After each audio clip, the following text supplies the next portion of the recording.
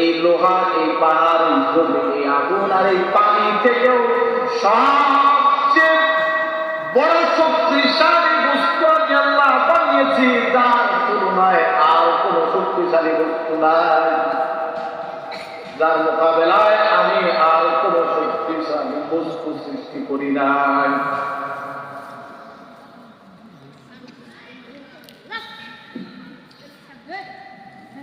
ফেরেশতারা বলেন, আল্লাহ কি সেই বস্তু যার তুলনায় আর কোন বস্তু শক্তিশালী নাই?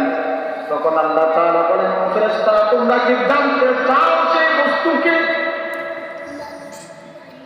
ফেরেশতারা বলেন, আমরা তো জানার জন্য আপনাকে প্রশ্ন করতেছি যে কোন বস্তুটাকে, কোন জিনিস বা কোন জিনিসটাকে আপনি সবচেয়ে শক্তিশালী বানিয়েছেন। আমরা জানতে চাই, জানার ইচ্ছা, বড় বড় আগ্রহ। আল্লাহ তাআলা বলেন, ও ফেরেশতারা শোনো, যার তুলনায় আর কোন কিছু শক্তিশালী নাই, তা হচ্ছে as-সাদাকা। এই সাদাকা বা দান, এই দানকে আমি এতটা শক্তিশালী বানিয়েছি, যখন কোন মুসিবত বান্দার উপরে আরোপিত হয়, এই মুসিবতকে ধ্বংস করার মতো লোহার কোনো শক্তি নাই, এই মুসিবতকে নিঃশেষ করে দেওয়ার জন্য পানির শক্তি নাই, জমিনের শক্তি নাই, পাহাড়ের শক্তি নাই, আগুনের শক্তি নাই। যে মুসিবতকে ধ্বংস করে দিবে, এই মুসিবতকে নিভিয়ে ফেলবে, এই মুসিবতকে উঠিয়ে ফেলবে, কিন্তু একটা বস্তু বানিয়েছি যা এই মুসিবতকে ধ্বংস করে দিতে পারে, সেই বস্তুটার নাম হলো সাদাকা। কি না? আল্লাহ হাবিব বলেন, as-সাদাকাতু তারকুল মালাক। ও উম্মতরা শোনো, সাদকা এমন একটা বস্তু, এই দানা, এই সাদকাটা এমন একটা জিনিস, আল্লাহ তাআলা আমাদেরকে এত বড় একটা নিয়ামত দিয়েছেন। এই সাদকাটা, এই সাদকা যদি আমি আপনি করি, তাহলে এই আমাদের উপরে যে মুসিবত আরোপিত হয়, যে বালা নেমে আসে, এই বালাকে আল্লাহ তাআলা ধ্বংস করে দিতে পারে।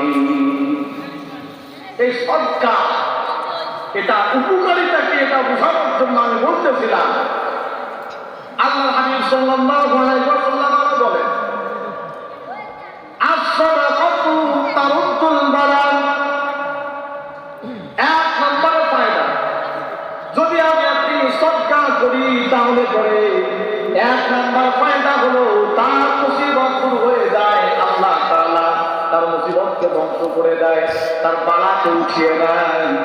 দ্বিতীয় নম্বরে আল্লাহ হাবিব সাল্লাল্লাহু আলাইহি ওয়াসাল্লাম জানিয়ে দেন, উম্মতেরা শোনো, যদি তোমরা সাদকা করো তাহলে as-সাদাকাতু তুযীদু ফিল উমরি।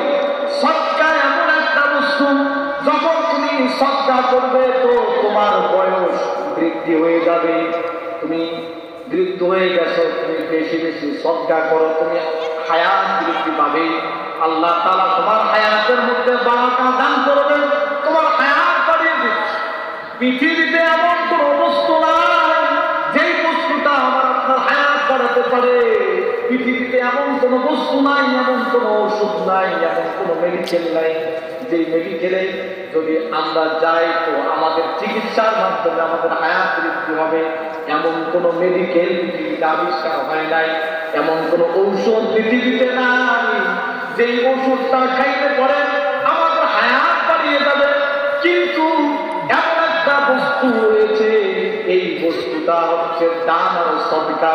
এই সাদকা সম্পর্কে আল্লাহর হাবিব জানিয়ে দেয়, উম্মতেরা তোমরা যদি সাদকা করো তাহলে পরে শোনো, তোমাদের এই সাদকাটা এমন একটা নিয়ামত, এই সাদকাটা তোমাদের জিন্দেগির হায়াতকে বাড়িয়ে দিতে পারে।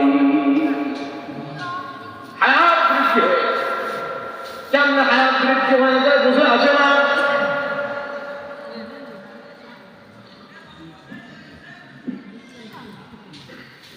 হযরতে দাউদ আলাইহিস সালাম, নাম কি? নাম শুনছেন তো? হযরতে দাউদ পয়গম্বর সাহাবাদেরকে নিয়ে ভাবে আলোচনা করতেছিলেন, বসা ছিলেন, আলোচনা করতেছিলেন। দাউদ আলাইহিস সেই মুহূর্তে হযরত আজরাইল আলাইহিস সালাম দাউদ আলাইহিস সালামের কাছে এসে উপস্থিত। কারণ দাউদ আলাইহিস সালাম এবং হযরত আজরাইল আলাইহিস সালামের বন্ধুত্ব ছিল, সুসম্পর্ক ছিল। একজন সাহাবা চলে আসলো সেই মজমায়, পয়গম্বরের একজন সাহাবা চলে আসলো। গ্রামের একজন সাহাবা যখনই সেই মজমায় এসে গেছে, তো আজরাইল আলাইহিস সালাম সেই সাহাবাকে দেখি মুস্কি হেসে দিয়েছে, মুস্কি হেসে চুপ ছিল। এরপরে যখন